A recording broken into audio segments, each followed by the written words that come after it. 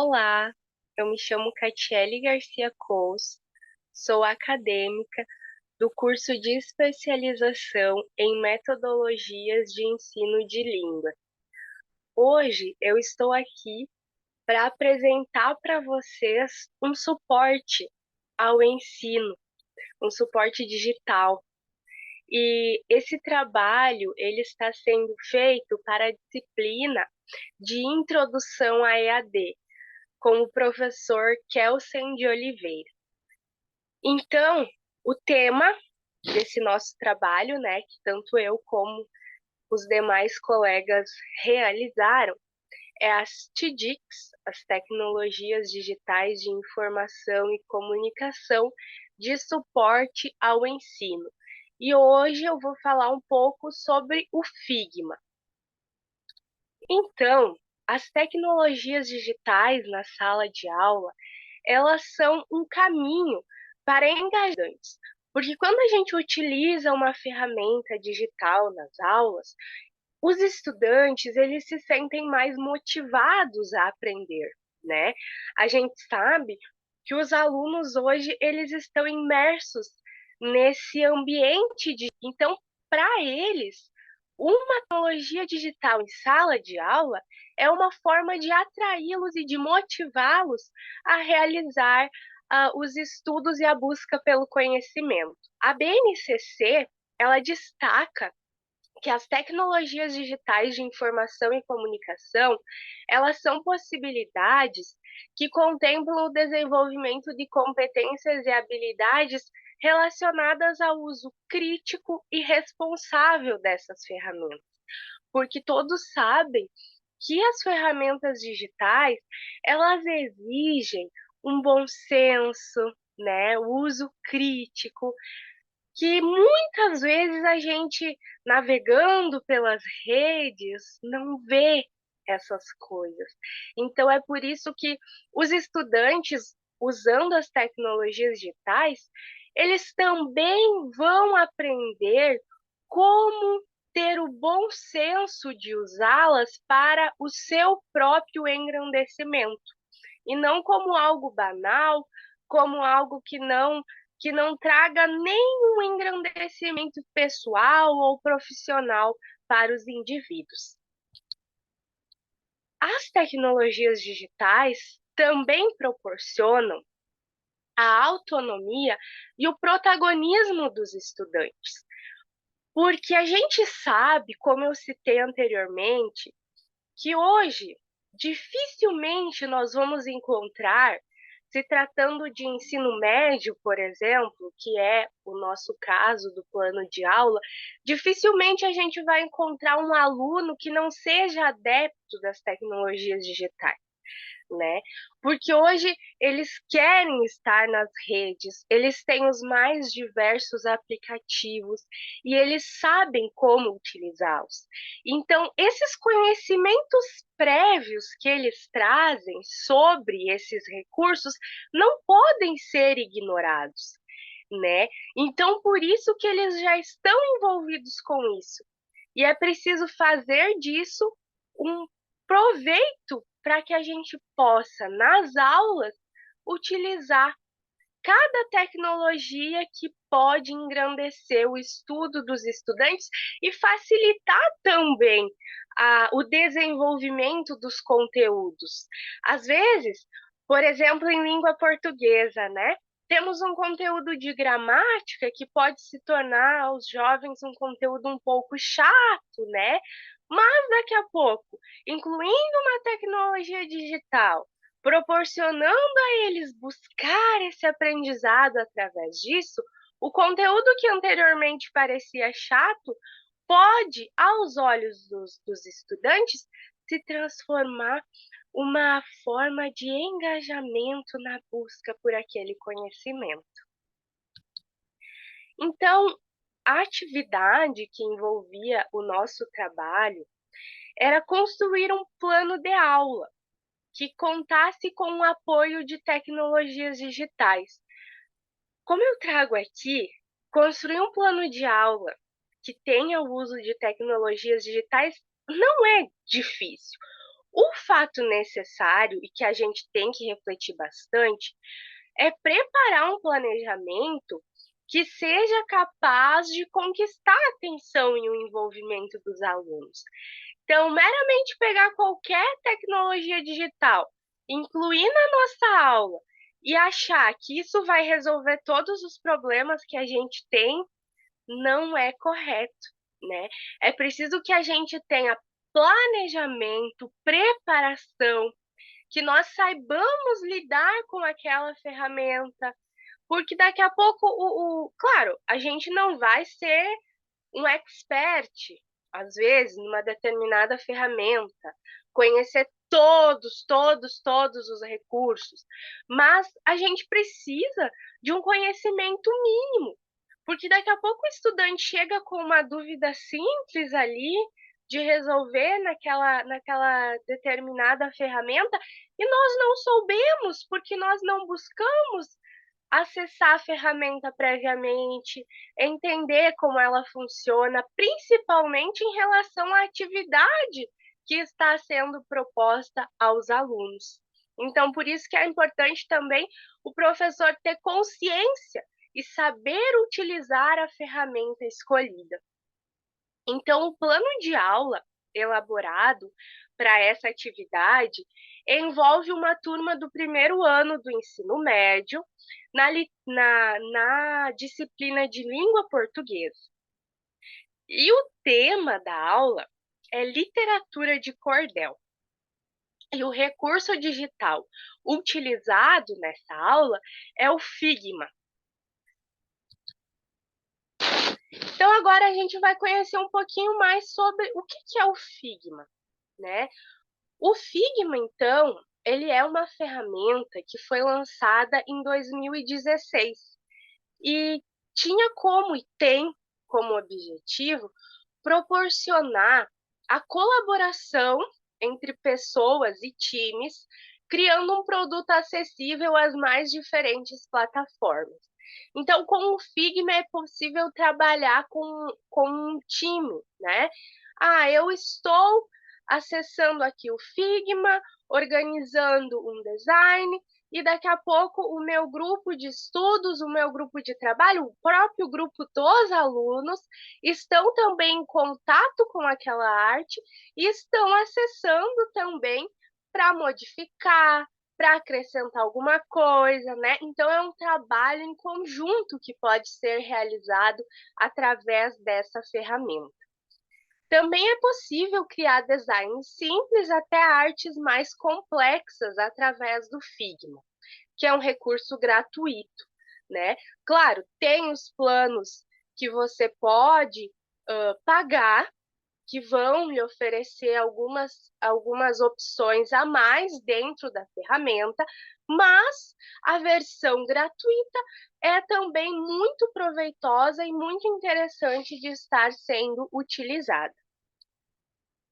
Então, agora aqui eu apresento a vocês um passo a passo, inicialmente, como se cadastrar no Figma, né? O passo a passo de como utilizar essa ferramenta.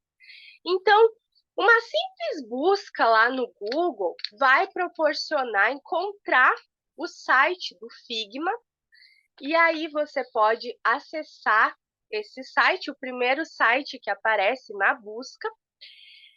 Então, aqui onde eu estou indicando, foi onde eu acessei, tá?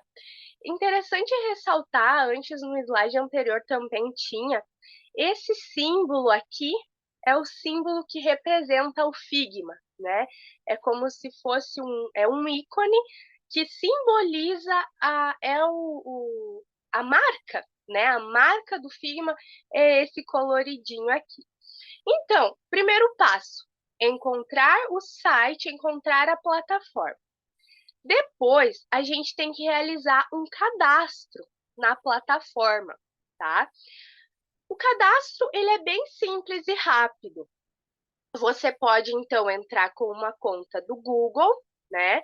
Inserindo um e-mail e criando uma senha, tá? Você também vai precisar responder algumas perguntas básicas, direcionadas sobre o que você vai fazer com o Figma, qual que vai ser a finalidade dele. Por exemplo, vai ser para estudar, vai ser para trabalho, enfim. Aí você responde as perguntinhas, né? E vai ser direcionado a outra página. Interessante salientar também que, às vezes, o primeiro acesso pode apresentar a tradução das opções em inglês, a língua que está predominantemente ali no Figma é o inglês.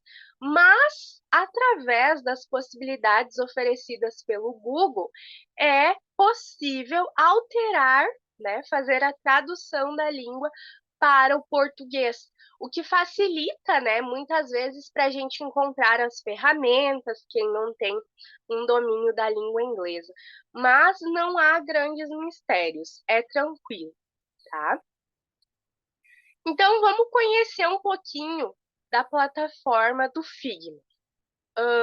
A página inicial, que é esta que está na tela, ela se assemelha aos programas de criação de design mais modernos.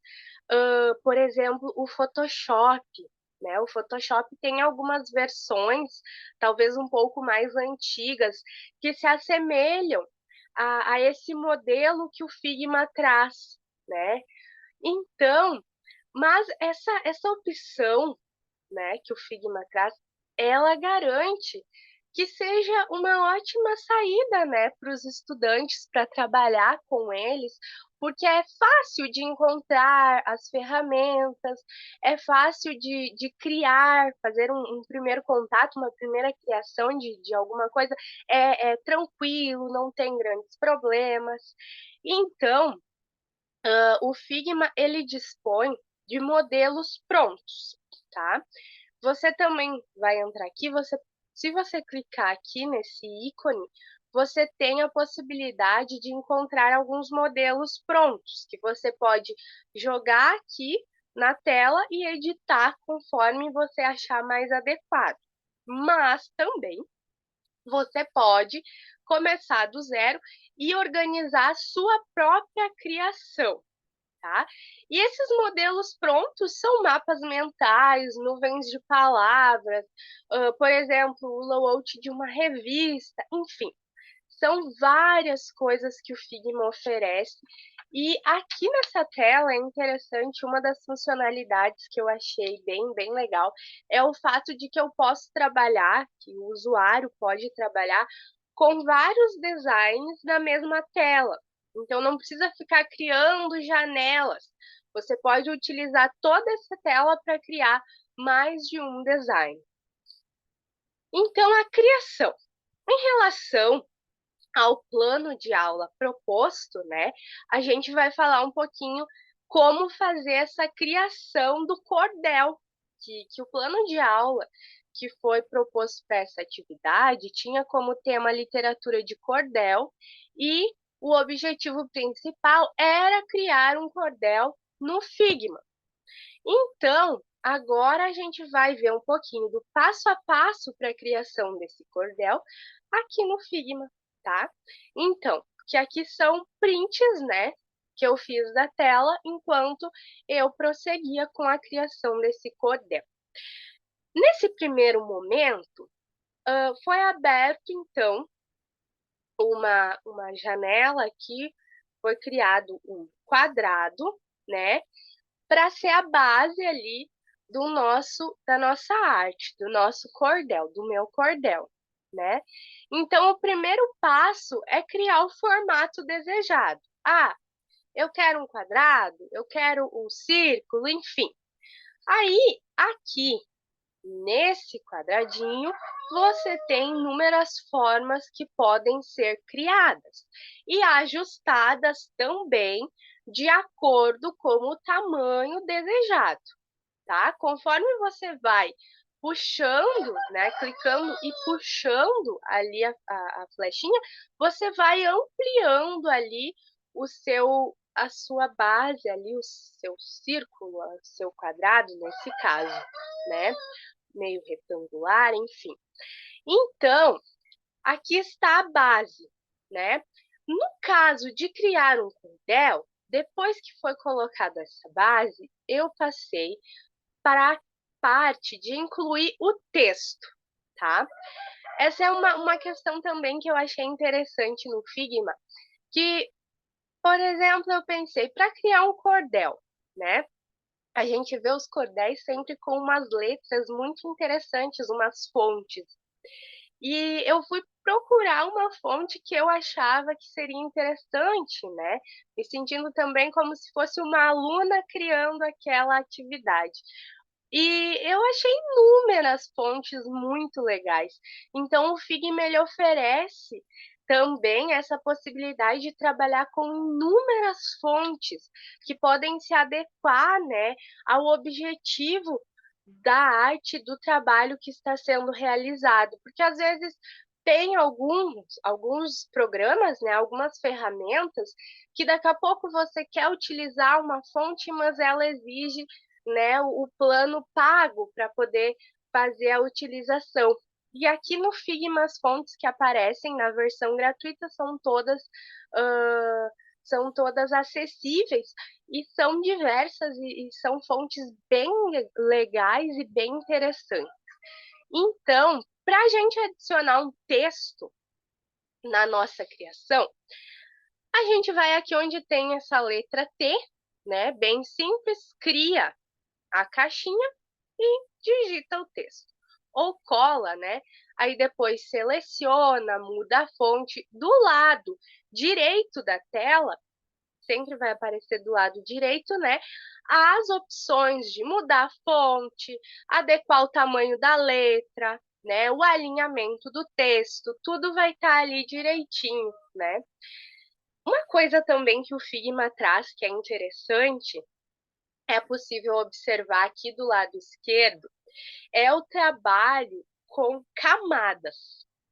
Então, por exemplo, a parte ali do fundo, né, do quadrado que foi adicionada é uma camada. O texto sobrepõe outra camada. Depois, no caso da imagem, outra camada. E é interessante observar que a gente precisa cuidar nesse caso, porque às vezes aqui, se a gente clicar aqui, vai aparecer um cadeado. E se você clicar ali, você vai ficar impossibilitado, se você fechar o cadeado, né, impossibilitado de mexer na camada que você fechou. Então é por isso que tem que ficar atento. Às vezes você está tentando ali no texto modificar o texto, por exemplo, e não está conseguindo. Talvez seja porque ela está bloqueada, né? Então, por isso que tem que ter atenção. Ah, por exemplo, meu texto ficou no fundo da imagem, né? Desse quadrado, ficou no fundo, não está aparecendo aqui, como no caso aqui, na frente da imagem. Também é o caso da camada do texto estar sobreposta, né, a camada, enfim, a camada ali da base estar na frente do texto, né? E por isso que o texto não está aparecendo. Então, é o caso de vir aqui do lado esquerdo e modificar aqui, passar a camada do texto para cima, né? Da camada que está ao fundo, tá bom? Então, para incluir o texto é super simples mesmo. Aí você depois posiciona o texto no lugar que você quiser, né? É bem tranquilo. Depois a gente vai para a parte de incluir imagem, que foi o caso aqui que eu usei uma imagem, né? Para incluir a imagem, era uma imagem que estava no meu computador, no meu notebook. Então, para incluir a imagem, eu cliquei aqui nessa opção, cliquei em File, Aqui file está em inglês, né, nesse caso não consegui mudar, porque é uma parte aqui da tradução que eu não consegui mudar da ferramenta, porque eu não tinha mudado antes, mas não teve grandes problemas, porque aqui eu fui em files, tá? Depois eu fui aqui em place imagem, que é abrir a imagem, né? E aí, então, eu joguei a imagem aqui, lá do computador. Vai abrir lá no computador as suas pastas, né? As suas ferramentas que tem lá. E aí você traz de lá para dentro aqui do Figma. E aí você ajusta e posiciona a imagem conforme achar mais adequado, tá? Agora, depois que a arte estiver finalizada, que você terminou de adicionar o texto, adicionar a imagem conforme você achou que ficaria mais adequado, você passa para a parte de baixar a sua criação. Uma questão interessante também de se observar é que a gente precisa agrupar a imagem, agrupar a arte toda junta para você poder fazer o download, baixar ela sem perder nenhuma das modificações que foram feitas. Para fazer isso, você deve selecionar, como se fosse assim mesmo que eu estou dando um exemplo, seleciona a arte, tá? E você vai clicar, dar um Ctrl G, que é a forma mais fácil, pelo menos, que eu encontrei, que eu acho também. Você dá um Ctrl G e cria dentro de toda essa arte um grupo, né? Um grupo. Essa arte está organizada em grupo, né? Todas as partes se juntam e formam um grupo só, para você poder baixar da forma que você editou. Aqui do lado esquerdo também, aqui você pode fazer a visualização da sua arte, tá? Então aqui, clicando aqui, você vai ver como é que ela ficou no final. Aparece como está aqui, né? Mas também é uma forma de conferir se tá tudo certinho, do jeito que eu gostaria e tudo mais. Para fazer a exportação, baixar esse trabalho, você deve, aqui no lado esquerdo, clicar nesse mais, nesse símbolo de mais aqui, que aí sim vai aparecer estas opções, tá? Você pode baixar em formato de imagem, em PDF, entre outras formas que estão disponibilizadas ali. E aí você vai em exportar, que o arquivo vai ser exportado e vai ficar disponível no seu computador, no seu notebook, tá? Uma coisa também interessante de se acrescentar é que eu acho mais interessante realizar a construção de uma arte, a criação num notebook, num computador, do que no celular. No celular também é possível, mas às vezes as funcionalidades elas ficam um pouco confusas. No notebook, no computador já é mais fácil, mais prático de se trabalhar com o Figma, tá? Fica então uma dica interessante que também deve ser levada em consideração, né, no momento de trabalhar nas suas aulas. Então agora, concluindo esse aprendizado, né, sobre o Figma, é importante salientar que aprender a utilizar as mais diferentes ferramentas digitais pode agregar muito às nossas aulas, né?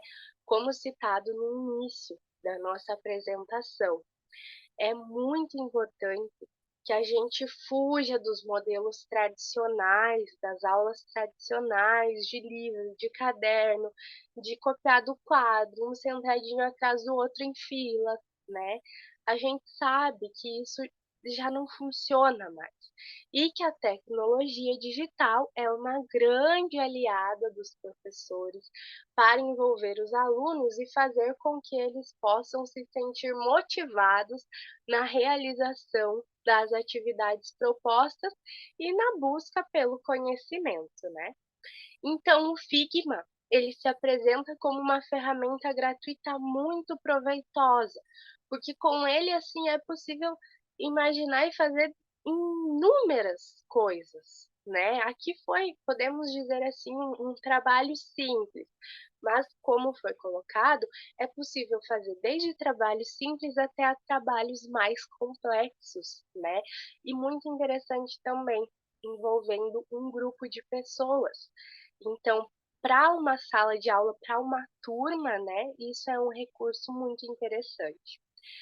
E também a gente tem aqui que o Figma ele proporciona um aprendizado prático e criativo de uma forma rápida e envolvente.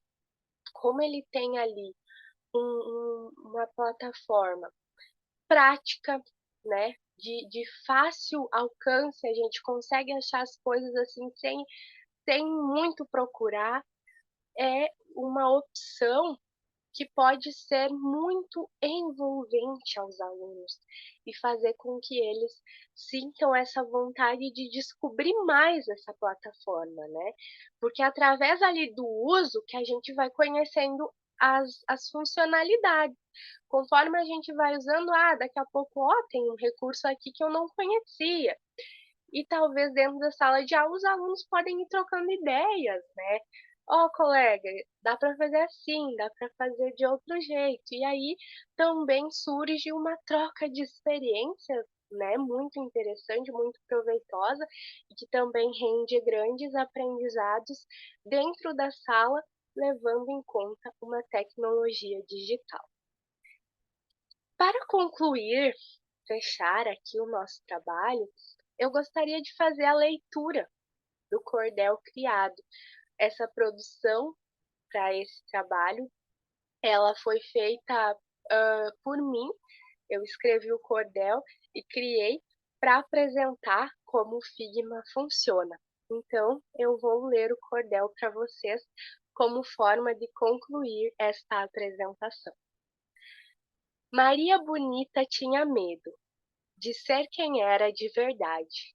O sonho da liberdade inundava seu corpo inteiro, mas de repente tomou coragem, enfrentou sem fuleiragem e venceu sem ter dinheiro. Então, é uma simples produção, né?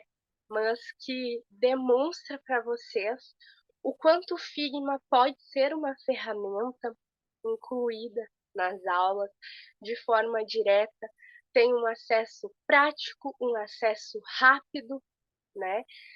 Que pode ser um grande caminho para produções grandiosas dos nossos alunos.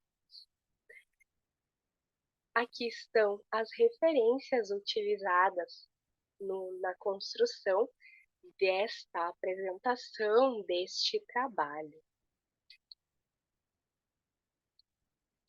E assim, então, encerro essa apresentação.